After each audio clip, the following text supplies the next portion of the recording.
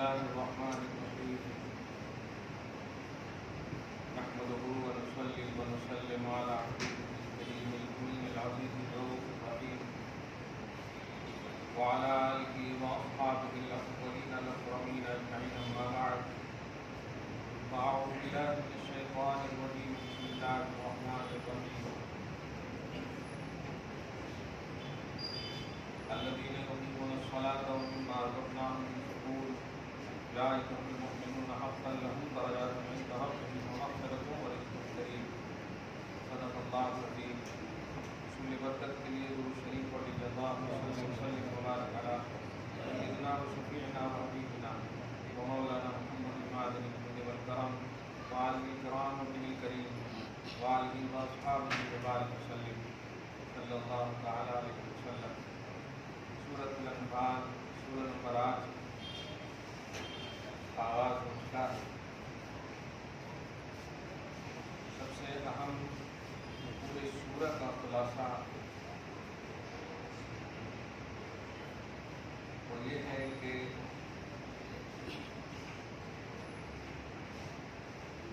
نبی صلی اللہ علیہ وسلم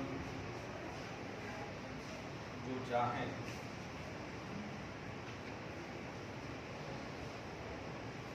اس چاہت پر بے چرا اپنی چاہت کو قربان کر دینا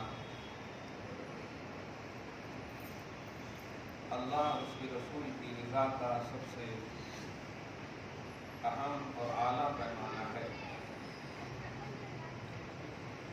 رسول اللہ صلی اللہ علیہ وسلم کے حکم اور آپ کے اتباع کے حوالے سے شش و پنج یا ناگواری ناپسندیدگی سوچنا بھی بے ایمانی ہے.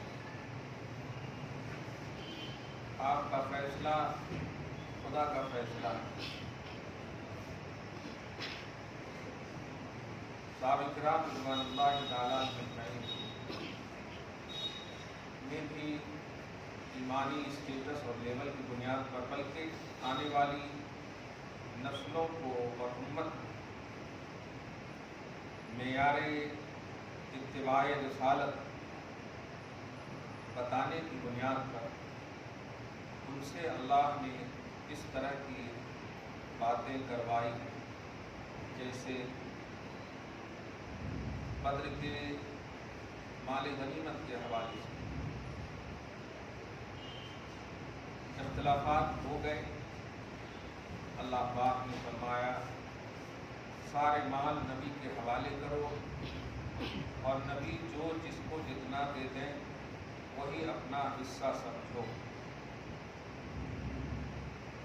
اب جو آیت نمبر 5 سے مستقل وہی خاص طور سے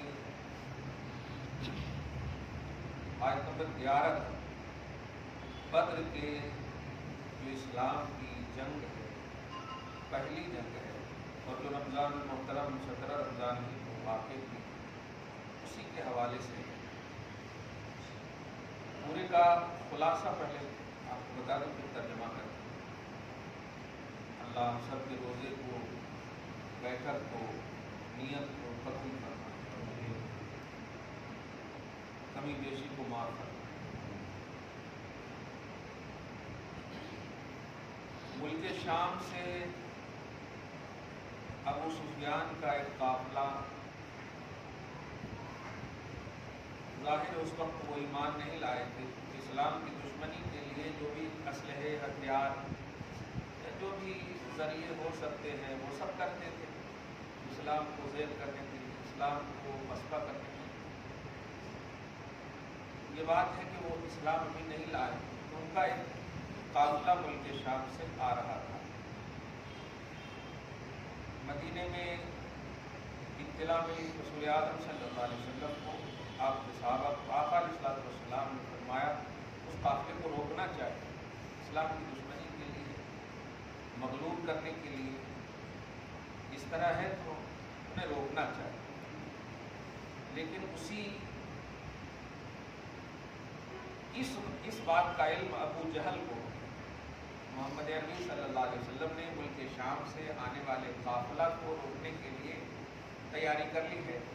لہذا ہم انہیں روکنے نہیں دیں گے۔ تو ابو جہل نے اپنا ایک لشکر تیار کیا اس قافلے کے تحفظ کے لیے، اور آپ صلی اللہ علیہ وسلم کو حاوی نہ ہونے دیا۔ قرآن نے اس کو 2 گروہ کا لفظ استعمال کیا، احدت طائفتین، 2 گروہ۔ تو ایک گروہ سے مراد وہی ملک شام سے آنے والا ابو سفیان کا قافلہ، اور ایک ابو جہل کا۔ اللہ پاک نے محمد عربی صلی اللہ علیہ وسلم سے وعدہ لے لیا تھا کہ 2 گروہوں میں سے ایک پر آپ کو غلبہ دوں گا، ٹینشن مت لیجیے۔ چاہے ملک شام سے آنے والا قافلہ ہو، اس سے بھی آپ اگر لڑیں گے تو آپ غالب ہوں گے، یا ابو جہل سے بھی لڑیں گے تو آپ غالب ہوں گے، ٹینشن نہ لیجیے۔ آقا صلی اللہ علیہ وسلم اس وعدے کی بنیاد پر ایک دم ریلیکس تھے، پرسکون۔ لیکن اس قافلے کو روکنے کی جب بات آئی تو قافلہ میں اسلحے، ہتھیار، بہت ساری چیزیں، عقائد اسلام کے خلاف آنے والا وہ قافلہ ہے، اور مدینہ کے ظاہری طور پر کہوں تو غریب صحابی، کمزور صحابی، اب حضور پاک صلی اللہ علیہ وسلم کے اس فیصلے سے کچھ کو ناگواری ہوئی۔ قرآن اس کو کہتا ہے ان فریقا من المؤمنین لکارہون، یعنی ایمان والوں کا کچھ گروہ جو ہے، کچھ لوگ ناپسند کر رہے تھے، ایسا نہ کیجیے سرکار، ہم لوگ کچلے چلے جائیں گے، کمزور ہیں ہم، ایسا۔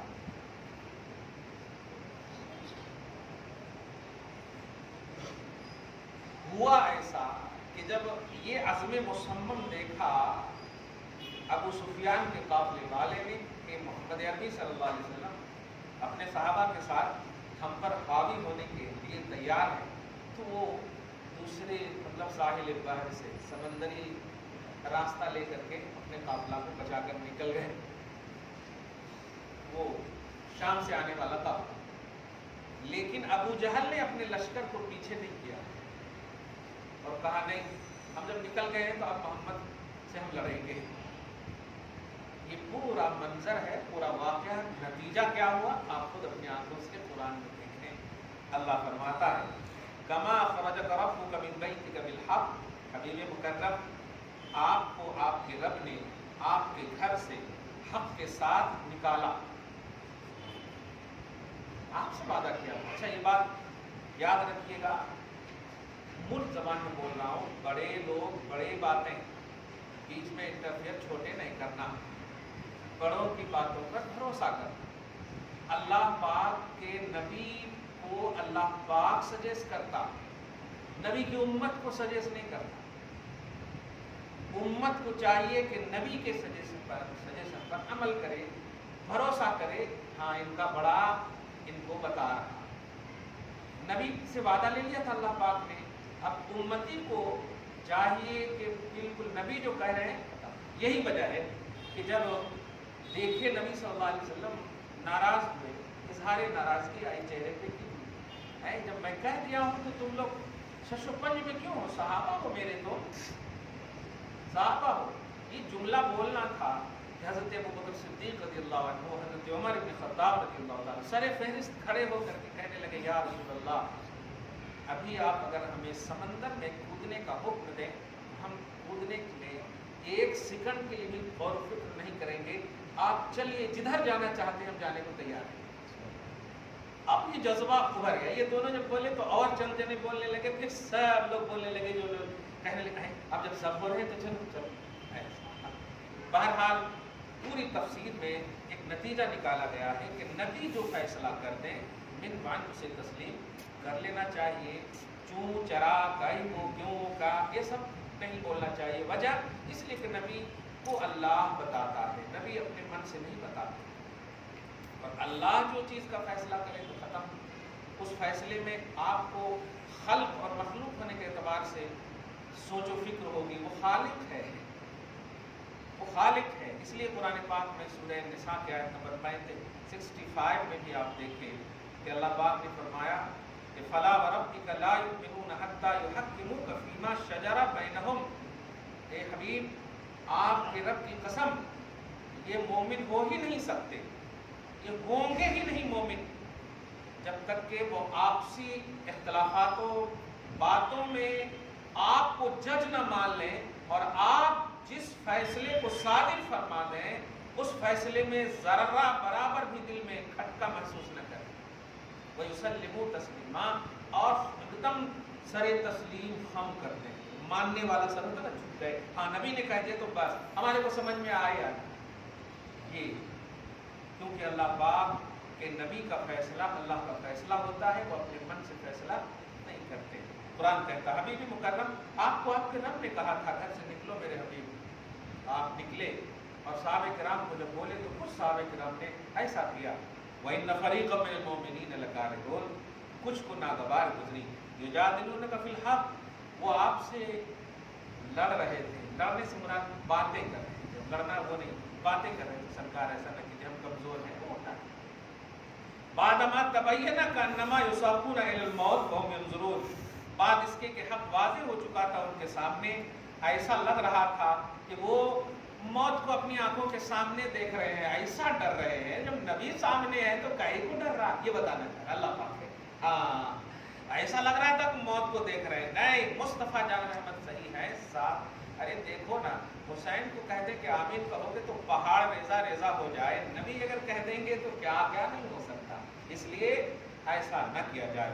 وَإِذْ يَعِدُكُمُ اللَّهُ إِحْدَى الطَّائِفَتَيْنِ یاد کرو جب اللہ پاک نے تم سب سے وعدہ لیا تھا نبی کی زبان پر دو گروہوں میں سے ایک انہا لکم کہ وہ تمہیں ملے گا, یعنی تم اس پر حاوی ہوگے. اور وَتَوَدُّونَ أَنَّ غَيْرَ ذَاتِ الشَّوْكَةِ اور تم یہ چاہتے تھے کہ تم کو آسانی سے بالکل کوئی کانٹا نہ چبھے اور آرام سے تم کو مل جائے سب کچھ. ایسا کیسے ہوتا؟ دین کی راہ میں مشقتیں اٹھانی پڑتی ہیں, غلبہ اسلام کے لیے قربانیاں دینی پڑتی ہیں, تب جا کر اسلام غالب آتا ہے. وَيُرِيدُ اللَّهُ أَن يُحِقَّ الْحَقَّ بِكَلِمَاتِهِ اللہ کا یہ ارادہ تھا کہ وہ حق کو اپنے کلمات کے ذریعے سے ثابت کر دیں. اپنے کلمات سے مراد نبی کے ذریعے سے, قرآن کے ذریعے سے. وَيَقْطَعَ دَابِرَ الْكَافِرِينَ اور کافروں کی کونچ کاٹ دے. مطلب کافر کو پسپا کرنا یہ اللہ پاک کا ارادہ ہے. ہم کیوں سوچیں, حق کو ظاہر کرنا اللہ پاک کا ارادہ ہے. بلکہ ایک جملہ اور بھی ہے قرآن پاک میں کہ کافر چاہتے ہیں کہ یہ اسلام بلند نہ ہو اور اللہ چاہتا ہے کہ اسلام بلند. اب مومن کو اللہ پاک کہہ رہا اب تم فیصلہ کرو, میری چاہت کو دیکھتے ہو یا کافر کی چاہت کو دھیان دیتے ہو. اس لیے تمہیں دھیان دینے کی ضرورت نہیں. میں چاہتا ہوں کہ اسلام بلند ہو, کافر چاہتے ہیں اسلام بلند نہ ہو. اسی کو ڈاکٹر اقبال وغیرہ نے کہا بھوکوں سے چراغ بجھایا نہ جائے گا, نور خدا ہے کفر کی حرکت پہ خندہ زن. کافر کی حرکت کو دیکھ کر خدا کا نور ہنس رہا ہے, خدا کا نور ہنس رہا. خندہ زن بولے تو ہنس رہا کہ آج اللہ چاہتا ہے بلندی, تو مخلوق ہو کر کے اس کو پھونکنا چاہتا ہے. بیوقوف ایسا. آگے فرماتا لِيُحِقَّ الْحَقَّ وَيُبْطِلَ الْبَاطِلَ وَلَوْ كَرِهَ الْمُجْرِمُونَ اللہ پاک حق کو حق کر دکھائے گا, باطل کو باطل کر دکھائے گا, اگرچہ مجرم لوگ ناپسند کریں. ایسا نہیں ہونا تھا, ایسا نہیں ہونا تھا, ایسا یہ کرتے رہو, لیکن ہوگا وہی جو اللہ چاہے گا. اور اللہ دین اسلام جو حق ہے اس کو بلندی عطا کرے گا. استغیثون ربکم فاستجاب لکم اے صحابہ کرام کی جماعت سنو, تم طلب کر رہے تھے, فریاد کر رہے تھے, اپنے رب سے مانگ رہے تھے کہ میری مدد کر, میری مدد کر. سن فاستجاب لکم اس نے تمہاری دعا کو قبول کر لی, تمہاری پکار کو قبول کر کے وعدہ لیا. انی ممدکم بألف من الملائکۃ مردفین سڈنلی میں 1000 فرشتے بھیج رہا ہوں. کیا بات ہے, بھیج رہا ہوں, سڈنلی بھیج رہا ہوں. مانگ کر کے تو دیکھ, پیچھے مت مڑنا. جب بڑا سامنے موجود ہو چھوٹے کو کہا بھی نہیں سوچنا چاہیے. یہ ہے بہت بڑی بات ہے. ہاں وما جعلہ اللہ الا بشرى لکم اور جانتے ہو یہ کیوں بھیجا فرشتوں کے ذریعے سے. جانتے ہیں روایت میں یہ آتا ہے, تفسیر میں آتی ہے کہ سر کٹتے تھے لیکن کاٹنے والا نہیں دکھتا تھا. پریشان مطلب مرنے والا بھی پریشان, کیسے مر گیا بھائی, ایسا کیسے مر گیا بھائی, کوئی لڑنے والا دکھ ہی نہیں رہا کیسے. اور جو صحابہ کمزور اپنے آپ کو ظاہری سمجھ رہے تھے وہ بھی دیکھ کر کے حیرت زدہ ہے. لیکن نبی مسکرا رہے ہیں, عمر مسکرا رہے ہیں, ابو بکر مسکرا رہے ہیں. یہ اللہ پاک کا وعدہ ہے, یہ ہو کر رہے گا, ہمیں پیچھے ہٹنے کی. نبی جب تک ہے چاہے وہ ظاہری شکل میں ہو یا باطنی شکل میں ہو، نبی دل میں ہے تو آپ کی مدد ہوگی. ہاں آپ کی مدد ہوگی. ایمان گھٹ رکھنا. وما جعلہ اللہ الا بشرا، یہ تو اللہ پاک نے تمہیں خوشخبری کے طور پر دیا کہ ایمان میں گھٹ رہو گے تو ایسے ہی کروں گا. وہاں کیا ایمان پر گھٹتے، آج بھی گھٹ رہو، ہوگی تمہاری مدد. وَلِتَطْمَئِنَّ بِهِ قُلُوبُكُمْ، تمہارے ایمان تمہارے دلوں کو مطمئن کرنے کے لیے. اور سنو وَمَن نَّصْرُ إِلَّا مِنْ عِندِ اللَّهِ، مدد تو اللہ کے پاس سے آتی ہی ہے. ان اللہ عزیز الحکیم، بے شک اللہ غالب ہے، حکمت والا ہے. یہ ہوئی آیت نمبر 10 تک کا درس. اب چیپٹر بدل رہا ہے آئندہ درس میں انشاءاللہ. کچھ سوال ہے آپ لوگوں کا، خاص طور سے آج پہلا روزہ ہے، مگر کوئی مطلب ایک دم پرزینٹلی سوال ہے تو آپ کی ٹائم بہت شارٹ ہے، پھر درود کی محفل بھی ہوگی.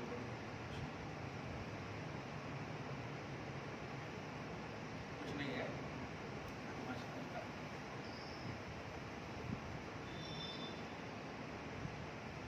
اچھی بات سمجھ لیے، سن لیے. دعا کرتے ہیں اللہ پاک آج کے درس کو قبول فرمائے، اپنی شان کریمی کی مطابق عطا فرمائے، اولاد میں برکتیں عطا فرمائے، خصوصاً ہم سب کے روزوں کو قبول فرمائے، ان میں جو کمیاں خامیاں پیشیاں وہ مولا معاف فرمائے. وصلی اللہ تعالی علی خیر خلقہ محمد وآلہ واصحابہ اجمعین برحمتک یا ارحم الراحمین.